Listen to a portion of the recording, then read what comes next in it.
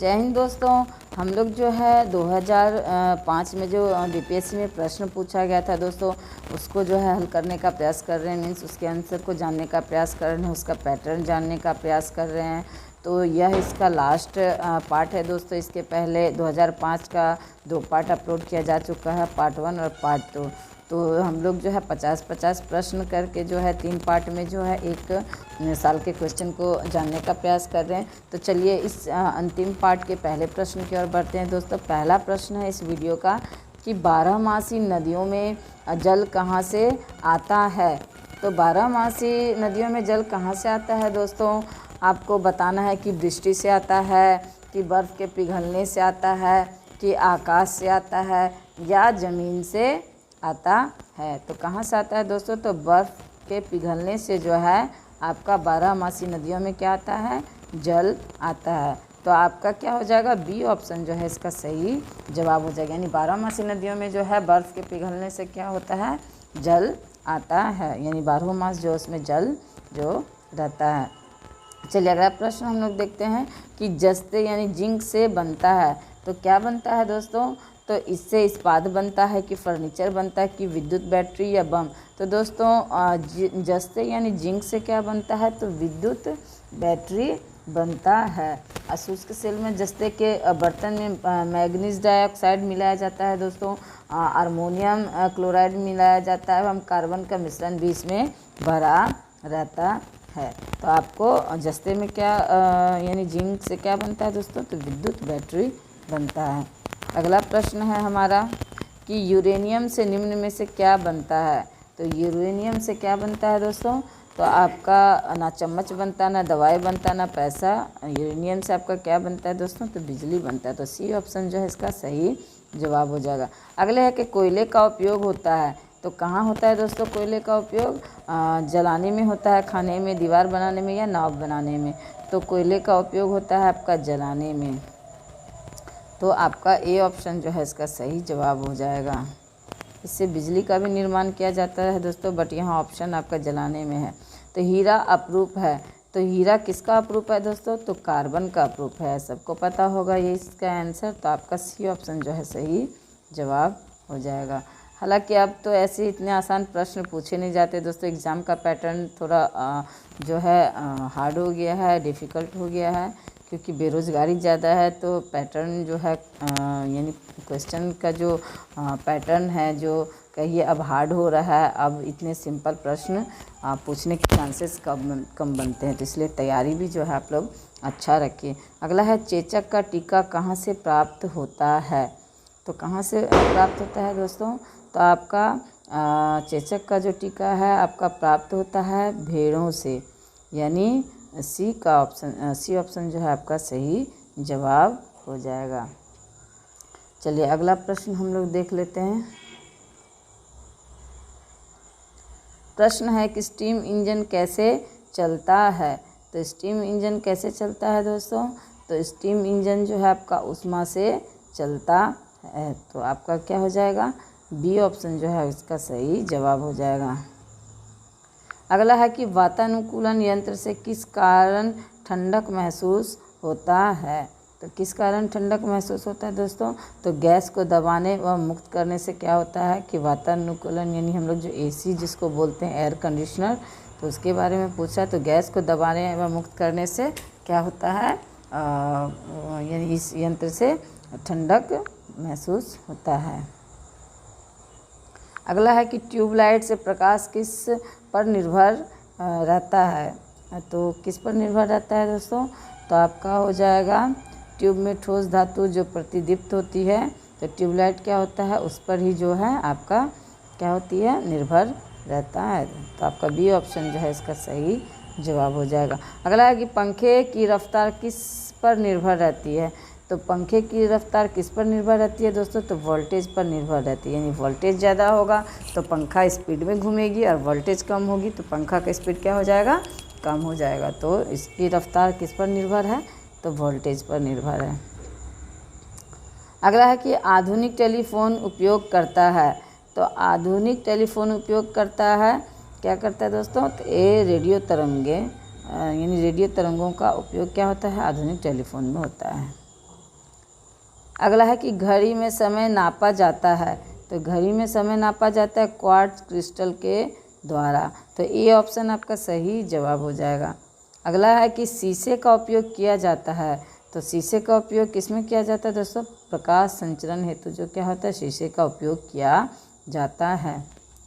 अगला है कि विद्युत संचरण के लिए उच्च वोल्ट ग्रिड का उपयोग किया जाता है, तो कारण क्या है दोस्तों? तो कारण आपका ऊष्मा की हानि कम करने का, यानी ऊष्मा की हानि कम है, इसलिए जो है विद्युत संचरण में क्या होता है दोस्तों? उच्च वोल्ट ग्रिड का उपयोग किया जाता है, क्योंकि इससे ऊष्मा की हानि क्या होती है? कम होती है।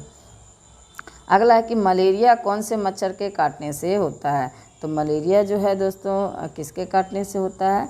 तो आपका पैरासाइट वाले मच्छर होते हैं, तो जिसे हम लोग जो है मादा एनीफ्लीज मच्छर कहते हैं, तो उसके काटने से होता है।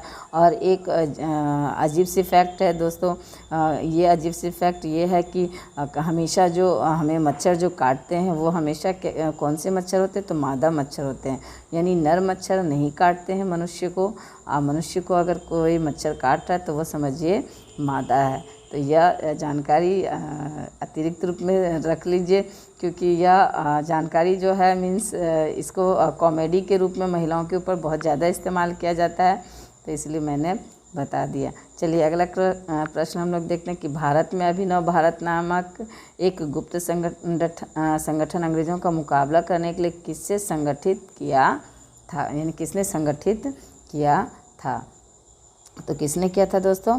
तो वीडी सावरकर जी के द्वारा जो है अभिनव भारत नामक एक गुप्त अंग्रेजी संगठन अंग्रेज़ों का मुकाबला करने के लिए गुप्त संगठन का क्या किया गया था? गठन किया गया था।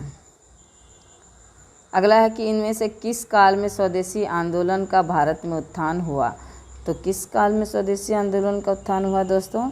तो आपका बंगाल के विभाजन के विरोध में जो है आपका इस स्वदेशी आंदोलन का क्या हुआ? उत्थान हुआ दोस्तों। तो 1905 में जो है लॉर्ड कर्जन के शासनकाल में क्या हुआ? बंगाल का विभाजन किया गया, पूर्वी बंगाल और पश्चिमी बंगाल में। तो ये अपनी एकता दिखाने के लिए क्या किए दोस्तों, यानी इस बंगाल के लोग अपनी एकता दिखाने के लिए स्वदेशी आंदोलन का जो है उत्थान किए। अगला है कि भारत की आज़ादी के परम समय ब्रिटेन में निम्नलिखित राजनीतिक पार्टियों में से कौन सी पार्टी सत्ता में थी? तो कौन सी पार्टी सत्ता में थी दोस्तों? तो लेबर पार्टी जो है उस समय भारत की आज़ादी के समय ब्रिटेन में जो है सत्ता में थी। तो आपका डी ऑप्शन जो है इसका सही जवाब हो जाएगा। भारत रोज अंग्रेज़ों के कदम उखाड़ने के लिए रेड शर्ट्स आंदोलन किसने आरंभ किया था? भारत से है दोस्तों। भारत से अंग्रेज़ों के कदम उखाड़ने के लिए रेड शर्ट्स आंदोलन किसने आरंभ किया था? तो किसने आरंभ किया था दोस्तों? तो खान अब्दुल गफ्फार खान के द्वारा जो है आपका रेड शर्ट्स आंदोलन जो है आपका खड़ा किया गया था। अगला है कि निम्नलिखित में से किसका नाम 1857 ईस्वी के आंदोलन से जुड़ा है? तो दोस्तों इसमें जो है सिर्फ और सिर्फ तात्या टोपे का नाम जो है आपका 1857 से जुड़ा है। बाकी भगत सिंह, बीजी तिलक, जी.के. गोखले ये सब कांग्रेस से जुड़े हैं। भगत सिंह तो कांग्रेस से नहीं जुड़े हैं, लेकिन तिलक और गोखले जी कांग्रेस से जुड़े हैं। अगला है कि राउंड टेबल कॉन्फ्रेंस के समय इंग्लैंड का प्रधानमंत्री कौन था? तो यहाँ राउंड टेबल से मतलब है दोस्तों गोलमेज सम्मेलन। तो 3 जो गोलमेज सम्मेलन हुआ तो उसी को राउंड टेबल भी कहा जाता है। तो इस चीज़ को याद रखिए। तो इस समय कौन था दोस्तों? तो जेम्स रेमजे मैकडोनाल्ड जो थे क्या थे? इंग्लैंड के प्रधानमंत्री थे। तो आपका डी ऑप्शन जो है इसका सही जवाब हो जाएगा। अगला है कि भारत की राजधानी कलकत्ता से दिल्ली कब बदली गई? तो भारत की राजधानी कलकत्ता से दिल्ली कब बदली गई दोस्तों? 1912 में जो है यह बदली गई। दोस्तों 1911 में जो है आपका बंगाल विभाजन को रद्द किया गया और यहीं पर यह निर्णय लिया गया कि आपका भारत की राजधानी जो है कलकत्ता से दिल्ली जो है मतलब स्थानांतरित होगी। तो 11 में यह जो है प्रस्ताव पारित हुआ और 12 में जो यह स्थानांतरण हुआ। अगला है कि पिट्स इंडिया एक्ट ब्रिटिश संसद द्वारा पारित हुआ था? तो पिट्स इंडिया एक्ट ब्रिटिश संसद द्वारा कब पारित हुआ था दोस्तों? तो 1774 में। और 1773 में आपका यानी 1773 में जो कानून आया था दोस्तों, उसमें सुधार के लिए ही जो है आपका पिट्स इंडिया एक्ट 1774 में लाया गया था। तो आपका सी ऑप्शन जो है आपका सही जवाब हो जाएगा। अगला है कि बिहार के राजगीर परगना के कौन से स्थानीय नेता ने 1857 ईस्वी के आंदोलन में स्वयं को राजा घोषित किया था? तो आपका हैदर अली खान जो है दोस्तों, यह जो है बिहार के राजगीर के परगना क्षेत्र में का नेता था, जो 1857 में आंदोलन में शामिल हुआ और यह स्वयं को राजा घोषित किया, हैदर अली खान। बीपीएससी में दोस्तों 1857 से तो प्रश्न रहता ही, आप कोई भी एग्ज़ाम निकाल लो, किसी भी साल का क्वेश्चन निकाल लो, आपको 1857 से प्रश्न मिलेंगे ही मिलेंगे। ब्रिटेन के राजा 1765 में एक फरमान द्वारा बंगाल, बिहार व उड़ीसा की दीवानी ईस्ट इंडिया कंपनी को कितने रुपए में दी थी? तो इसका सही जवाब हो जाएगा दोस्तों आपका 26 लाख रुपए। तो 26 लाख रुपए में ब्रिटेन के राजा ने 1765 ईस्वी में एक फरमान द्वारा बंगाल, बिहार व उड़ीसा की दीवानी ईस्ट इंडिया कंपनी को 26 लाख में दिए थे। अगला है कि 11वें अनुसूची के द्वारा पंचायती राज संस्थाओं को कितने विषयों पर नियंत्रण करने का अधिकार दिया गया था? तो कितने के अधिकार दिया गया था दोस्तों? तो आपका इसका सही जवाब हो जाएगा 29, यानी 29 विषयों पर जो है पंचायती राज संस्थाओं को नियंत्रण करने का अधिकार दिया गया था 11वें अनुसूची के द्वारा। अगला है कि निम्नलिखित में से किसे भारतीय संविधान की आत्मा कहा जाता है? तो भारतीय संविधान की आत्मा किसे कहा जाता है दोस्तों? तो संवैधानिक उपचारों को, यानी संवैधानिक उपचारों का जो अधिकार है तो उसे भारतीय संविधान की आत्मा कहा जाता है। और यह कहाँ है दोस्तों? अनुच्छेद 32 में। तो इसे भारतीय संविधान में यानी संविधान का आत्मा डॉक्टर भीमराव अंबेडकर के द्वारा कहा गया है दोस्तों। अगला है कि मौलिक अधिकारों की सूची में संपत्ति का अधिकार किसके शासनकाल में निकाल दिया गया था? तो दोस्तों यह जो है आपका मोरारजी देसाई के शासनकाल में आपका निकाल दिया गया था। 44वां संविधान संशोधन हुआ था आपका 1978 में, तो उसमें जो है यह प्रावधान किया गया था। उस समय मोरारजी देसाई का शासन था। तो मौलिक अधिकारों की सूची से संपत्ति के अधिकार को कानून या विधिक अधिकार में शामिल किया गया। तो आपका डी ऑप्शन इसका सही जवाब हो जाएगा। अगला है कि मौलिक अधिकारों की मूल सूची में निम्नलिखित में से किसे जोड़ा गया है? तो मौलिक अधिकारों की मूल सूची में किसे जोड़ा गया यह पूछ रहा है दोस्तों। तो निःशुल्क एवं अनिवार्य प्राथमिक शिक्षा का अधिकार को जोड़ा गया मौलिक अधिकारों की मूल सूची में। निम्नलिखित में से कौन भारतीय संघ का 28वां राज्य बना? तो 28वां राज्य की अगर हम लोग बात करें दोस्तों तो झारखंड हो जाएगा। तो 15 नवंबर 2000 को जो झारखंड का निर्माण हुआ दोस्तों, और 9 नवंबर 2000 को जो है आपको छत्तीसगढ़ का निर्माण हुआ। तो यह हो जाएगा 27वां राज्य, झारखंड 28वां, और उत्तराखंड जो है या उत्तरांचल जो है दोस्तों 1 नवंबर को आपका 2000, यानी एक ही महीना एक साल में जो ये 3 राज्यों का गठन हुआ, जिसमें उत्तरांचल हो जाएगा आपका 26वां, आपका छत्तीसगढ़ 27वां और झारखंड 28वां। 29वां राज्य कौन सा हो जाएगा दोस्तों? तेलंगाना हो जाएगा। अब क्या कह रहा है देखिए कि सूची 1 को सूची 2 से मिलान कीजिए और नीचे कुटों का प्रयोग करते हुए सही उत्तर का चयन कीजिए। तो आइए हम लोग देखते हैं। फॉन्ट तो आपको छोटा करना पड़ेगा।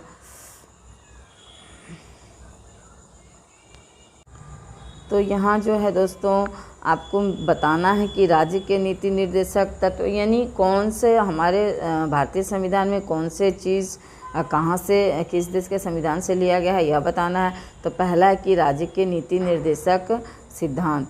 तो राज्य के नीति निर्देशक सिद्धांत किससे लिए गए हैं दोस्तों? तो यह जो लिया गया है आपका आयरलैंड के संविधान से। तो आपका 3 हो जाएगा, इसका 1 का हो जाएगा 3। फिर मौलिक अधिकार, तो मौलिक अधिकार किससे लिया गया है दोस्तों? तो आपका मौलिक अधिकार जो है लिया गया है संयुक्त राज्य अमेरिका से।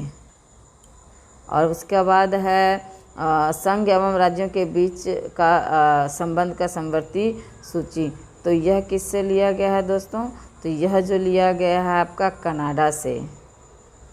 तो दूसरा का सी हो जाएगा, या सी का दूसरा कहिए।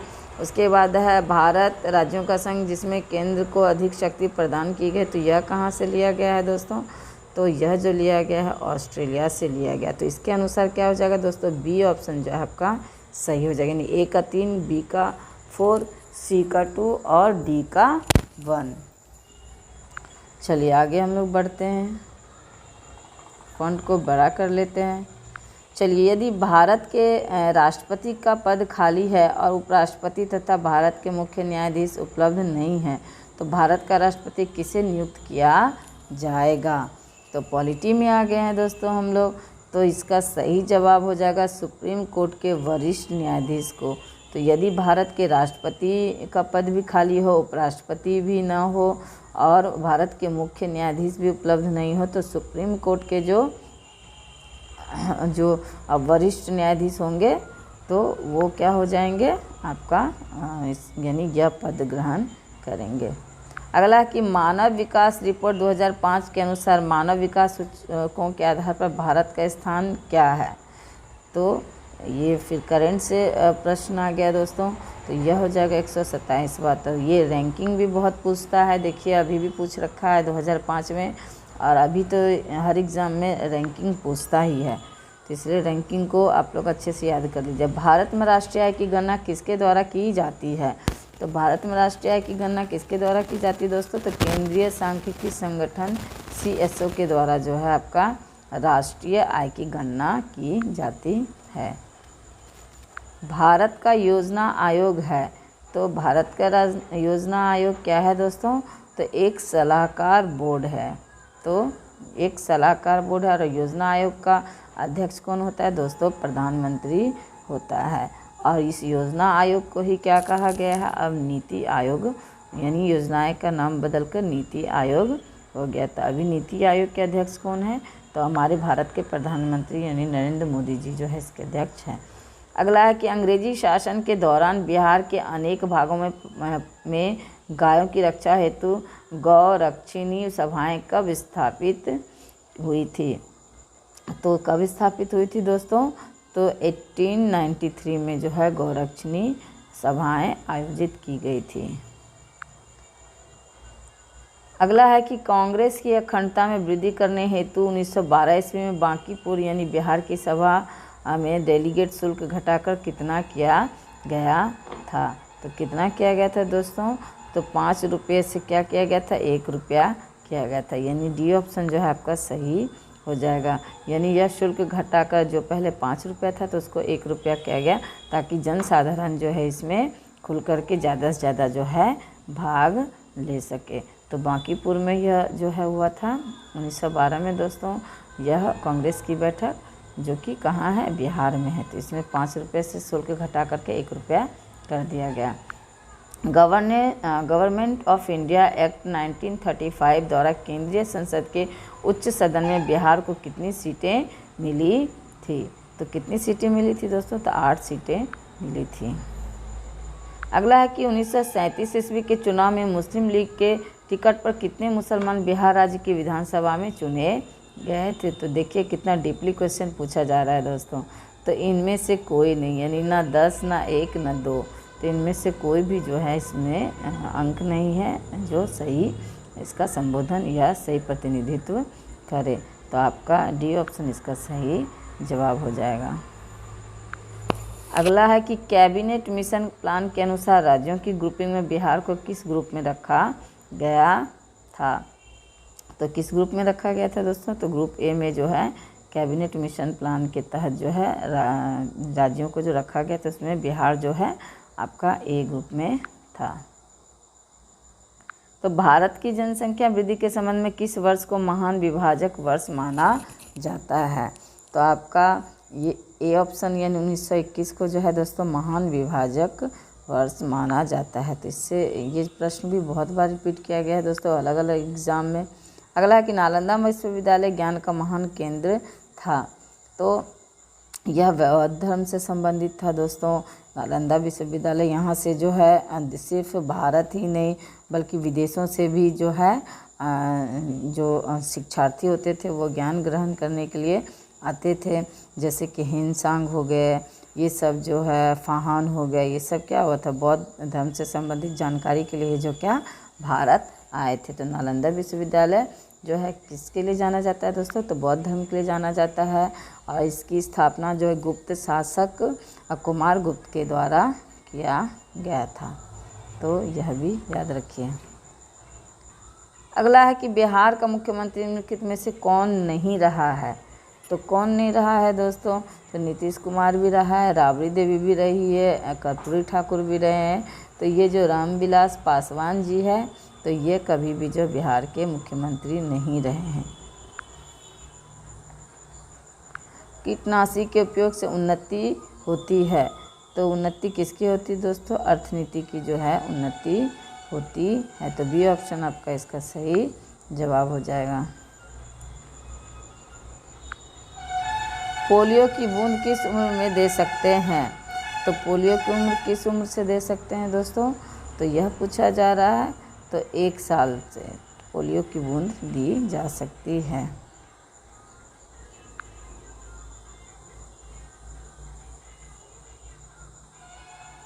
अब मैथ्स का प्रश्न आ गया दोस्तों। तो मैं सिर्फ आंसर बताऊंगी, आप लोग जो है कॉपी पेन में हल कर लेना, क्योंकि यहाँ पर हल करना मुश्किल है।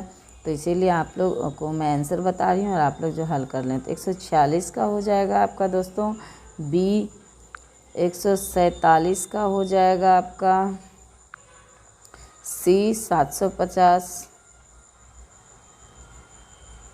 148 का हो जाएगा आपका डी, इनमें से कोई नहीं। 149 का हो जाएगा आपका डी, यानी इनमें से कोई नहीं। और अंतिम हो गया आपका, इसका हो जाएगा सी। तो आपको पूरे 50 प्रश्न मैंने बताए दोस्तों। और पार्ट 1 और पार्ट 2 और पार्ट 3 को मिलाकर के कितने प्रश्न हुए, टोटल 150 प्रश्न। तो आपका एक जो है 1 साल का क्वेश्चन जो पूछा गया था 2005 में, तो वो मैंने कंप्लीट करवा दिया। तो एग्ज़ाम में जो है प्रीवियस ईयर्स के क्वेश्चन का बहुत महत्व रखता है दोस्तों। तो आप लोग अगर प्रीवियस ईयर्स के भी 10 साल के क्वेश्चंस को अगर कंप्लीट कर लोगे तो 50% मार्क्स तो आपका यहीं से बन जाता है।